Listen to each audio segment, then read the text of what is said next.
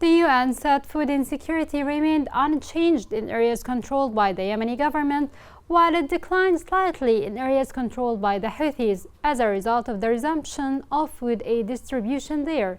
The following report has more on this.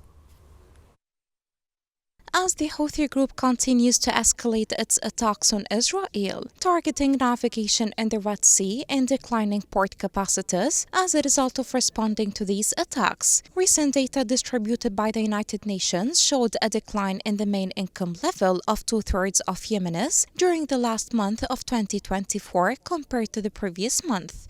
But this decline was severe in areas controlled by the Iranian-backed group. According to the United Nations Office for the Coordination of Humanitarian Affairs, food insecurity did not change in areas under the control of the Yemeni government, while it decreased slightly in areas under the control of the Houthis as a result of the resumption of food aid distribution there. Food insecurity indicators showed a slight decrease in Sana'a compared to the previous month. Specifically, insufficient food consumption decreased from 46.9% in November to 43% in December. In contrast, food insecurity in areas under the control of the Yemeni government remained largely unchanged, with insufficient food consumption remaining at a high level of 52%, indicating that about 1 in 2 households in those areas are food insecure. The UN office warned that despite the slight improvement in areas under Houthi control, the situation remains dire, similar to areas under government control,